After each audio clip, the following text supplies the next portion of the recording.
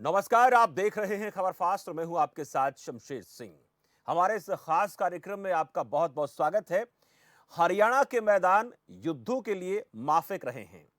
पानीपत के मैदान में लड़ी गई 3 प्रमुख लड़ाइयां इसका प्रमाण हैं। लड़ाई मुगलों और पठानों की हो या फिर कौरवों और पांडवों की हो, रणक्षेत्र हरियाणा ही रहा है। ये तो हम ऐतिहासिक युद्धों की बात कर रहे हैं, लेकिन आजकल हरियाणा राजनीतिक दलों के बीच लड़ाई का केंद्र भी बन गया है। लेकिन उसके लिए मैदान बना है गुरुग्राम। लड़ाई कर्नाटक की हो, मध्य प्रदेश की हो या फिर राजस्थान का रण हो, दूसरी तरफ राजस्थान की सियासी लड़ाई की आंच हरियाणा में पहुंच चुकी है। हरियाणा कांग्रेस के कुछ दिग्गज सचिन पायलट के साथ खड़े हो रहे हैं, जिनमें एक बड़ा नाम है कैप्टन अजय यादव।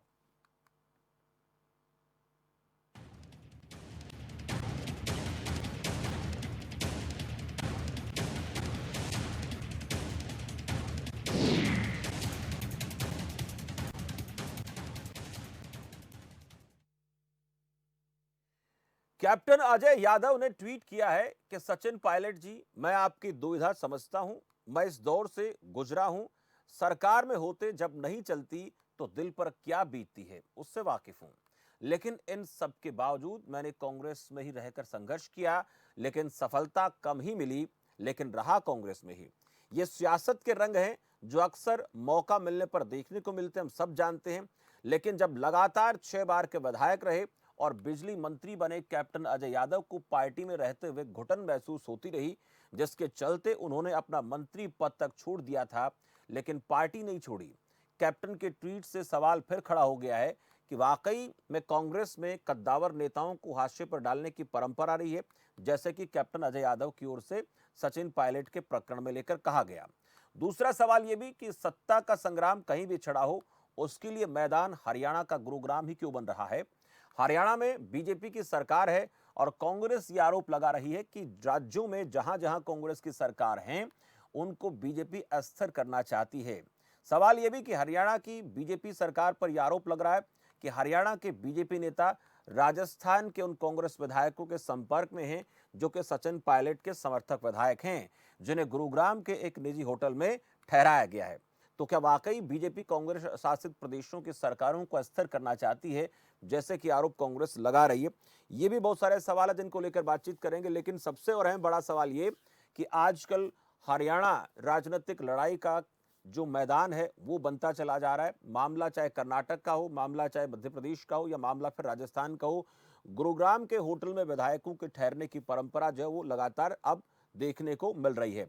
अब ऐसे में सवाल कांग्रेस पार्टी की तरफ से बीजेपी पर यह उठाए जा रहे हैं कि हमारे सरकारों को अस्थिर करने की कोशिश भारतीय जनता पार्टी कर रही है, और उसके साथ साथ ये भी कहा जा रहा है कि वो बीजेपी शासित राज्य जहां पर है वहां पर विधायकों से मिलने का सिलसिला भी भारतीय जनता पार्टी के नेताओं का है, ऐसे आरोप लगाए जा रहे हैं। चर्चा को बढ़ाते हैं आगे, हमारे साथ कुछ मेहमान जुड़ेंगे, लेकिन उससे पहले एक प्रवक्ता के तौर पर बता दें कि सत्यव्रत शास्त्री हैं, प्रवक्ता भारतीय जनता पार्टी से, वो जुड़ चुके हैं। सत्यव्रत जी, बहुत बहुत स्वागत आपका खबर फास्ट पर। नमस्कार जी, बहुत धन्यवाद।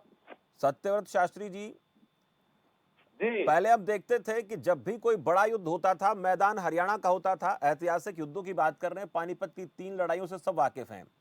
कौरवों पांडवों के बीच में लड़ाई होती है तो हरियाणा के मैदान पर होती है, लेकिन अब राजनीतिक जो लड़ाइयां हैं उनके लिए भी हरियाणा मैदान बन रहा है, और उनमें सबसे प्रमुख जगह जो है वो कुरुक्षेत्र है, और कुरुक्षेत्र में जो, माफ कीजिए, वो गुरुग्राम है, और गुरुग्राम के जो होटल हैं वो हैं। अब ऐसे में आरोप ये लगा रही कांग्रेस भारतीय जनता पार्टी पर कि जहां भारतीय जनता पार्टी शासित जो प्रदेश हैं वहां पर कांग्रेस के विधायकों के साथ भारतीय जनता पार्टी का मिलना जारी है और खरीद फरोख्त की कोशिश बीजेपी कर रही है। मध्य प्रदेश हमने देखा, कर्नाटक हमने देखा, अब राजस्थान देखा, मिलते वही है कांग्रेस के विधायक जहां पर हमारा प्रमुख केंद्र गुरुग्राम बना हुआ है।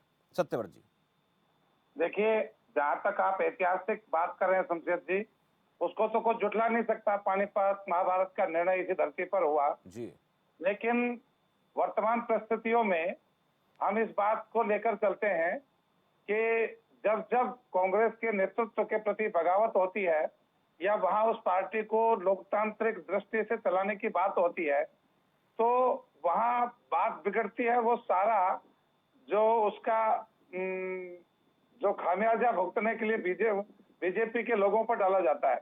मैं समझता हूं कि कांग्रेस को बीजेपी गुड़गांव हरियाणा को छोड़कर अपने कुनबे को संभालना चाहिए, और उस पीड़ा को मैं नहीं, कैप्टन अजय कई बार, आज तो आप इस पर चर्चा ही कर रहे हैं हमारा आप मिलकर, लेकिन इससे पहले भी कांग्रेस के शासन के समय भी कैप्टन अजय यादव ने अनेक बार अपने मन की पीड़ा कही है। अब उनकी दूसरी जगह कहीं एडजस्टमेंट नहीं होती या वो कहीं एडजस्टमेंट नहीं होते, वो विषय अलग है। लेकिन रह रहकर अनेक प्रदेशों में अनेक वहां के जो मजबूत स्तंभ हैं, उन्होंने इस प्रकार कांग्रेस के नेतृत्व के प्रति अपनी नाराजगी और कार्यशैली पर प्रश्न चिन्ह उठाए हैं। इसलिए वो स्थान क्या हो सकता है वो तो कोई विशेष बात नहीं है।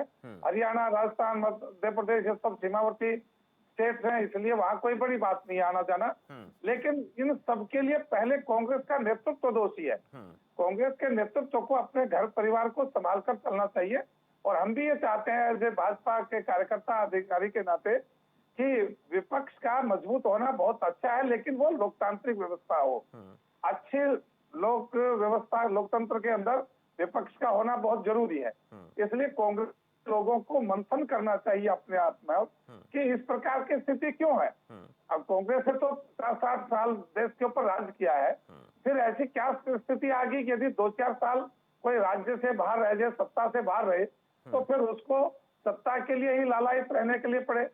एक प्रश्न। दूसरा प्रश्न यह है कि सत्ता की बात नहीं, बात उसके व्यक्ति के कद को महत्व देने की है, लोकतांत्रिक व्यवस्था में सबकी बात सुनने की है। इन दो विषयों पर चर्चा करेंगे। यदि कांग्रेस अपने कार्यकर्ता को सत्ता लोलुप बताती है तो आपका संस्कार क्या था, और यदि वो सत्ता लोलुप के बाद यदि आंतरिक लोकतंत्र की व्यवस्था की बात प्रश्न उठाते हैं तो उनकी सुनी क्यों नहीं जाती। ठीक। भारतीय जनता पार्टी उनके हित चिंतक है, लेकिन क्योंकि हम एक राजनीतिक पार्टी है, और यदि कोई व्यक्ति राजनीतिक दृष्टि से हमारी नीति में, हमारे नेता में विश्वास रखता है, तो फिर हमें उसको लेकिन पार्टी होने के नाते जो स्वीकार करने में जगह है ना, जिस जगह को नहीं लेकर होना बात हो रही है, जगह को लेकर बात हो रही है, 3 अलग अलग प्रकरण हमने देखे, कर्नाटक, मध्य प्रदेश और उसके बाद अब जो राजस्थान का है, उनका केंद्र जो है वो बन रहा है गुरुग्राम। उस जगह को लेकर सवाल इसलिए खड़े हो रहे हैं क्योंकि हरियाणा में सरकार भारतीय जनता पार्टी की है। सत्यव्रत जी। हेलो जी, एक बार फिर से बोलेंगे। मैं जगह को लेकर सवाल पूछ रहा हूं कि मैदान मैंने इतिहास के साथ इसलिए जोड़ा क्योंकि अब गुरुग्राम नया केंद्र बन रहा है। आजकल वो लड़ाइयां तो रही नहीं, अब राजनीतिक लड़ाई है, उसमें गुरुग्राम केंद्र क्यों बन रहा है, और वहां पर सरकार आपकी पार्टी की है, हरियाणा में सरकार आपकी पार्टी की है, इसलिए मैंने आपसे पूछा कि गुरुग्राम ही केंद्र क्यों। देखिए, गुरुग्राम क्योंकि हरियाणा की एक आर्थिक राजधानी है, दिल्ली के नजदीक है, और सब लोगों को अपनी बात व्यवहारिक तौर पर रखने और कहने के लिए ये एक उपयुक्त जगह लगती है। इसलिए वो लोग यहाँ इस जगह पर आते होंगे।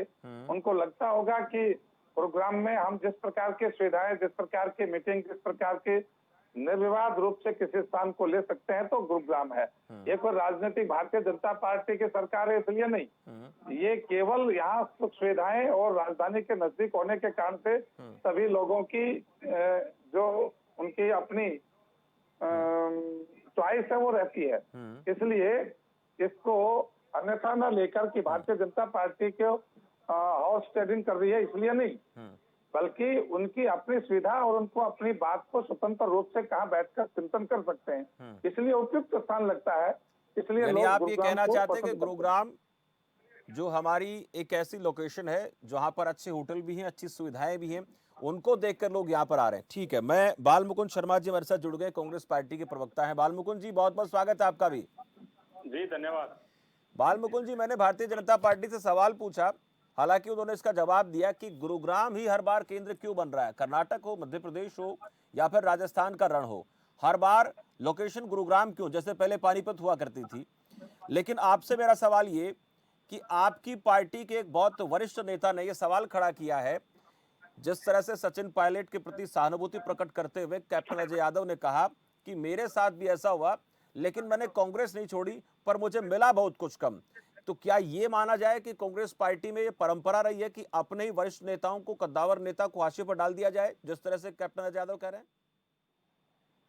देखिए, एक तो मैं क्योंकि मुझे ज्ञात है, आपकी बात को पूरा कर दूं। आपने जैसे कर्नाटक, मध्य प्रदेश, राजस्थान का उदाहरण दिया, जी। तो मैं ये चाहूंगा उसमें गोवा, सिक्किम और उत्तराखंड भी जोड़ लें। हम्म। उत्तराखंड में तो बल्कि हाई कोर्ट ने संज्ञान लिया, बीच में सुप्रीम कोर्ट में दोबारा हमारी सरकार बनी, उन्होंने हमारी सरकार को गिराया था। अब आप क्या चाहते हैं, मैं पहले कैप्टन अजय सिंह की बात पे जवाब दूं? आप स्वतंत्र है सर, अभिव्यक्ति की आजादी सबको, आप बोलिए। जहाँ तक कैप्टन अजय सिंह जी ने ट्वीट किया है, देखिए आप, उन्होंने कहा कि मुझे कम मिला। वो उनके फादर का देहांत हुआ, उसके बाद उनके फादर के देहांत के बाद उनको टिकट दिया कांग्रेस पार्टी ने, और 5-6 बार वो विधायक रहे, 3 बार वो मंत्रिमंडल में मंत्री रहे, चौधरी भजनलाल जी के साथ, भूपेंद्र हुड्डा जी के साथ। उनको अभी लोकसभा की टिकट दी, विधानसभा पिछला वो चुनाव हार गए, लोकसभा चुनाव हार गए, फिर उनके बेटे को टिकट दिया, उनके बेटे को यूथ कांग्रेस का अध्यक्ष रहा उनका बेटा। ये लंबी फहरिस्त है। कांग्रेस के करोड़ों कार्यकर्ता हैं जिनको कुछ भी नहीं मिलता, केवल सारी जिंदगी काम करते हैं, फिर भी वफादारी से काम करते रहते हैं। हमारे जैसे लाखों करोड़ों कार्यकर्ता हैं जो कांग्रेस के लिए दिन रात एक करते, अपना खून पसीना बहाते। ये बदकिस्मती मान लो इसको राजनीति की, प्रजातंत्र की, कि आज बोलियां लगने लगी है, बिकाऊ माल हो गया है। जो लोग किसी भी पार्टी में हो सकते, मैं अकेले ये नहीं कहता कि आज वो क्या किस पैमाने पर या किस ढर्रे पर जा रहे हैं, तो आप बोली लगानी किसी भी लगाइए।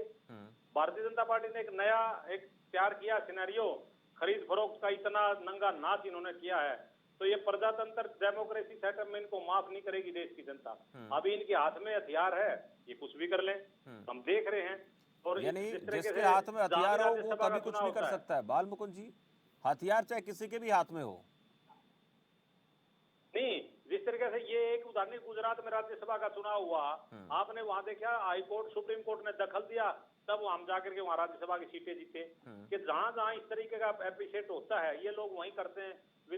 अब नई परिपाटी सारी शुरू कर दी, विधायकों से त्याग पत्र दिलवा दिया, उनकी खरीद फरोख्त दी, 30 करोड़ रुपए बोली लगा दी, एक जांच भी चल रही है राजस्थान में।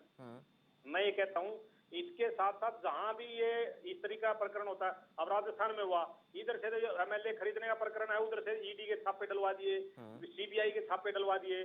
कर्नाटक में ऐसे हमारे एक बहुत वरिष्ठ साथी है डी शिव कुमार, उनके सारे व्यापारिक प्रतिष्ठानों में छापे मरा दिए, उनको तंग किया जा रहा है।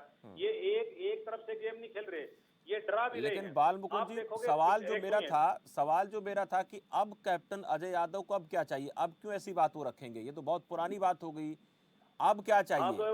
वही मैं जानना चाह रहा था। अगर उन्होंने अपना दर्द बयां किया है सचिन पायलट के साथ, अगर उनको वो तो उनकी निष्ठा क्या है मुझे नहीं पता, लेकिन उनको भजन करना चाहिए, मंदिर में बैठना चाहिए और भगवान का नाम लेना चाहिए। अब तो उनका समय यही है। यानी आप ये कहना चाहते हैं कि उनकी पार्टी में अब कोई जगह नहीं है? नहीं, उनका सुपुत्र वहां विधायक है हमारे यहाँ पर, वो यूथ कांग्रेस का अध्यक्ष रहा है। ये तो इनका दिमाग सठिया गया कैप्टन अजय सिंह यादव का। ठीक है, सत्यव्रत शास्त्री जी। पहले तो मैं कांग्रेस प्रवक्ता को धन्यवाद दूंगा कि अपने वरिष्ठ नेताओं के प्रति किस प्रकार की भाषा का, शब्द का प्रयोग करते हैं।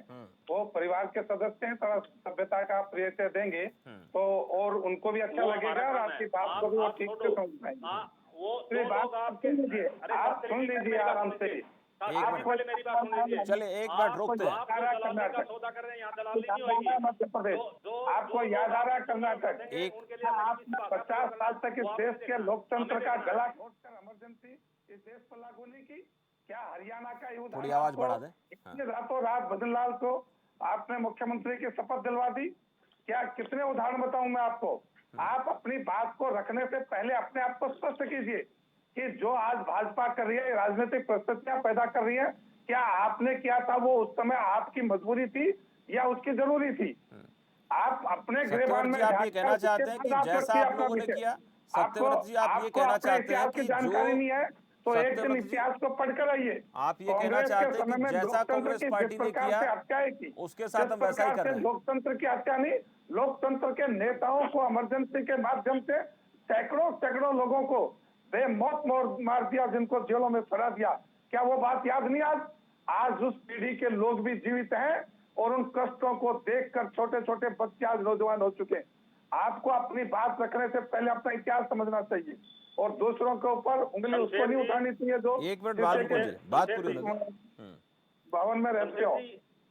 आप सोचकर देखिए आगे जिस प्रकार से लोकतांत्रिक मर्यादाओं का लोकतंत्र के अंदर जो व्यक्ति अपना काम करते थे, कांग्रेस के खिलाफ बोलते थे, उनको किस किस प्रकार से न केवल प्रताड़ित किया बल्कि उनको अपनी जान से हाथ भी धोना पड़ा। ऐसे उदाहरण क्या याद नहीं आपको? बालमुकुंद जी, आप पहले तो ये बताइए शमशेर जी, ये प्रवक्ता किस पार्टी के हैं और कहाँ से बिलोंग करते हैं? मैं तो मेरा परिचय भी नहीं इनसे।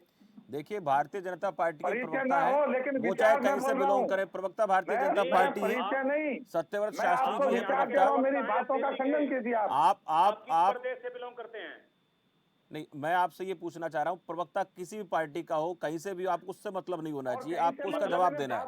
उसका जवाब देखिए, दीजिए, फिर परिचय तो फिर कर लेंगे आप।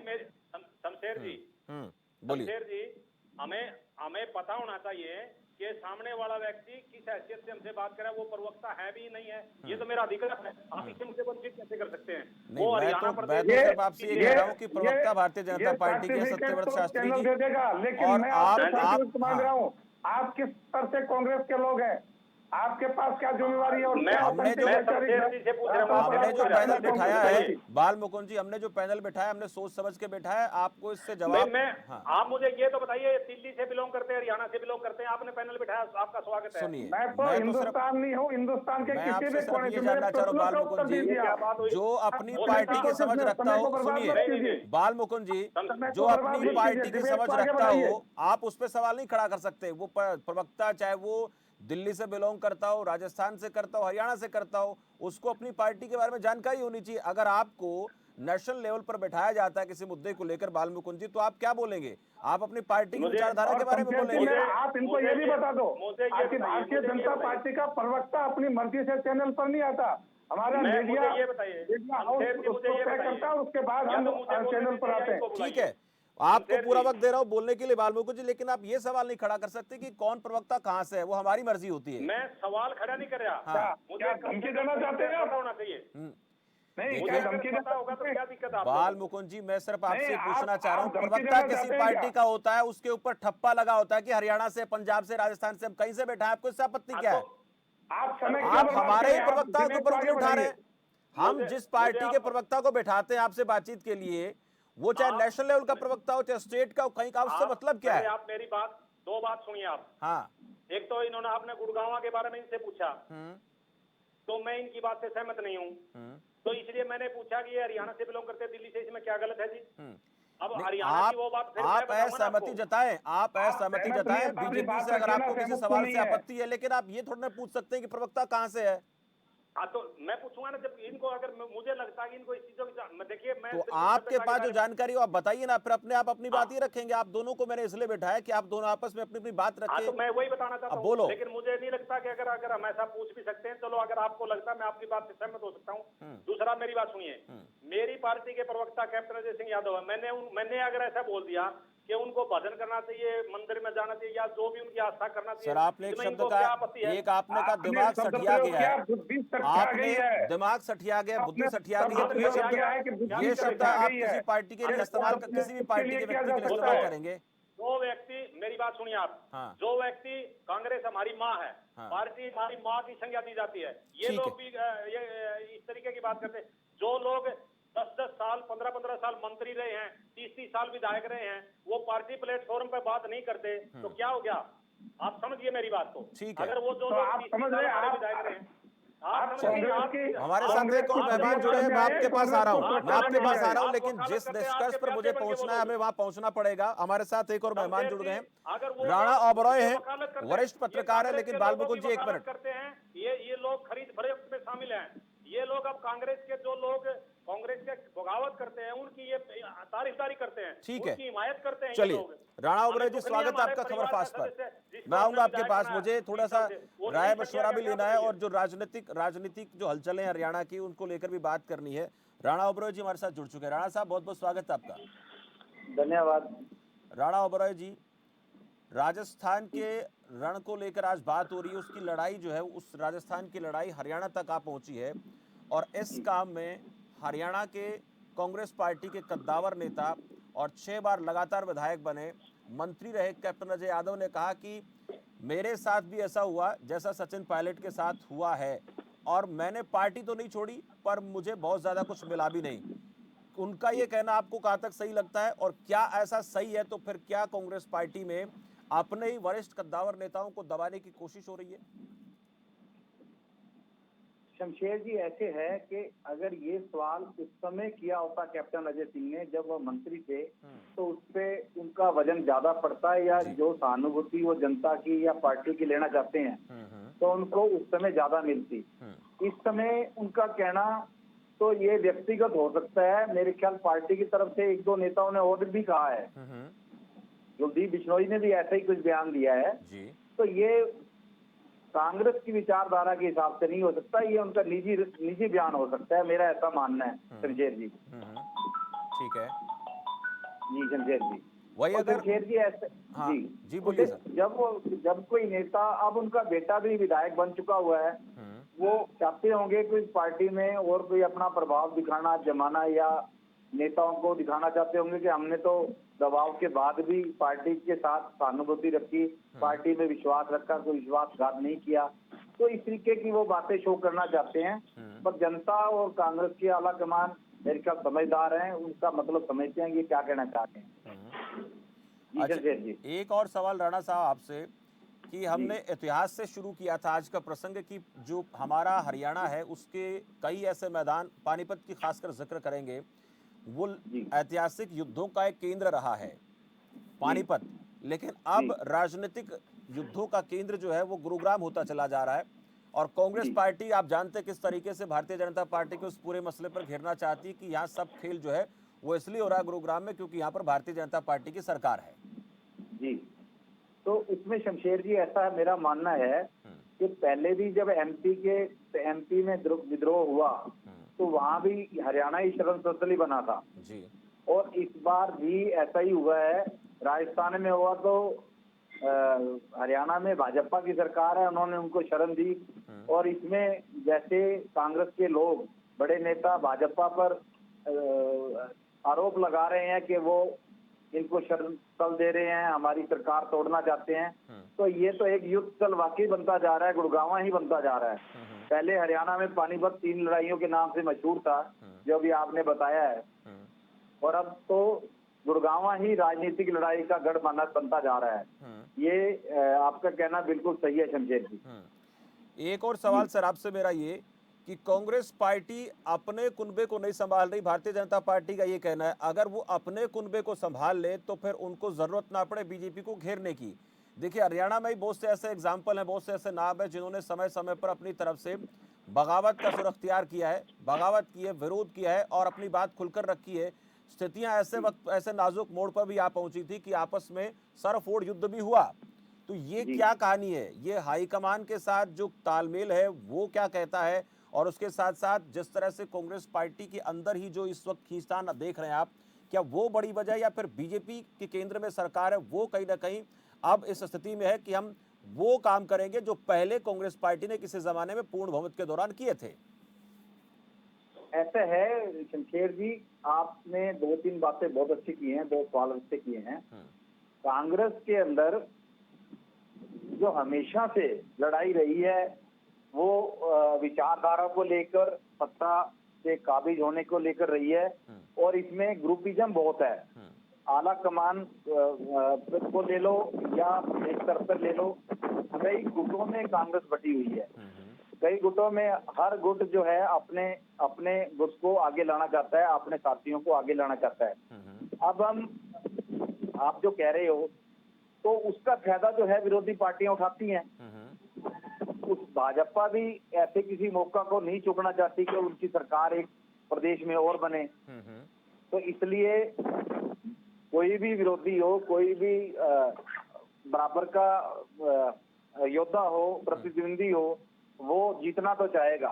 और भाजपा पार्टी क्यों नहीं चाहेगी कि हमारी एक राजस्थान में सरकार, एक और प्रदेश में सरकार बने, तो प्रयास तो करेंगे जी। दूसरा ये है शमशेर जी कि अगर ये कांग्रेसी शुरू से ही एक रहते तो आज जो भाजपा पूरे देश में दिखाई दे रही है तो शायद भाजपा को इतना मौका ना मिलता।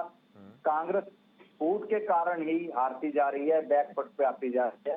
और भाजपा जो है आगे बढ़ती जा रही है। जी शमशेर जी, चलिए, बहुत बहुत शुक्रिया राणा साहब इस तमाम जानकारी के लिए, इस तमाम चर्चा के लिए। और बालमुकुंद जी, चर्चा फिर भी इस मुद्दे पर आगे भी करेंगे, वक्त बहुत कम है, मैं आप दोनों को रोकना भी चाहूँगा। सत्यव्रत जी आपका भी शुक्रिया, बालमुकुंद जी आपका भी बहुत बहुत शुक्रिया। जो लड़ाई की बात हो रही है, राजनीतिक लड़ाई की बात हो रही है, वो राजस्थान की लड़ाई अब हरियाणा तक पहुंची है। और इस कड़ी में जो कांग्रेस पार्टी के कुछ नेता हैं, वरिष्ठ नेता हैं, बड़े नेता हैं, उनकी तरफ से ऐसे बयान दिए जा रहे हैं जिनसे ये जाहिर होता है कि कांग्रेस पार्टी के वरिष्ठ नेताओं को, जब उनकी सरकार रही या फिर इस वक्त की हम बात करें, तो उनको जो नेतृत्व है कांग्रेस पार्टी के, जो कांग्रेस पार्टी का हरियाणा में नेतृत्व है, वो स्वीकार नहीं है। इसलिए इस तरह की बातें निकलकर सामने आ रही हैं। और उनमें बात, वो आरोप ये लगा रहे हैं कि उन्हें उनके कद के हिसाब से मान सम्मान नहीं मिला।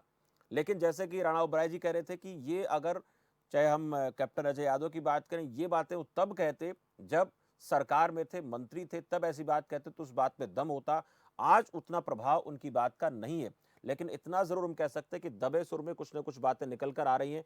और सचिन पायलट के प्रसंग को अपना जरिया बनाकर, उसको अपना कंधा बनाकर, बहुत से ऐसे योद्धा हैं कांग्रेस पार्टी के पुराने धुरंधर, वो अपना जो है कार्ड खेलना चाहते हैं। और हो सकता है कि उनका कार्ड यहाँ पर कामयाब भी हो जाए, हो सकता है कि वो हाईकमान की नज़रों में कहीं ना कहीं दरकिनार भी कर दिए जाएं। लेकिन इतना ज़रूर है कि हरियाणा के साथ साथ राजस्थान की बात करें, राजस्थान में जिस प्रकार स्थिरता बनी हुई, हालांकि हरियाणा में सरकार भारतीय जनता पार्टी के, तो भारतीय जनता पार्टी पर यह आरोप लग रहे हैं कि यहाँ जो गुरुग्राम क्षेत्र है, वहाँ पर सरकार बीजेपी के होने के नाते वहां खरीद फरोख्त की कोशिश भारतीय जनता पार्टी कर रही है। लेकिन बीजेपी इसको सिरे से नकार रही है और ये कह रही है कि पहले अपना कुनबा संभालें।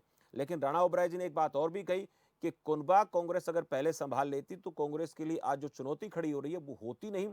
और कोई भी राजनीतिक पार्टी क्यों न हो, किसी भी प्रकार के राजनीतिक युद्ध में उसका सबसे सीधा मकसद ये होता है कि सरकार बनाना।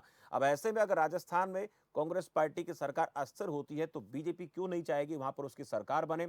और अगर बीजेपी अगर कर्नाटक में सरकार बना चुकी है, मध्य प्रदेश में सरकार बना चुकी है, तो तीसरे राजस्थान में भी सरकार बनाने की कोशिश वो जरूर करेगी। लेकिन कांग्रेस अगर कहीं कमजोर नजर आई तो ये यहां पर भी सफल हो सकती है। लेकिन कांग्रेस मजबूती के साथ खड़ी रही तो फिर यहां बीजेपी के लिए चुनौती हो सकती है। फिलहाल इस चर्चा में इतना ही, मुझे दीजिए इजाजत और आप देखते रहिए खबर फास्ट। नमस्कार।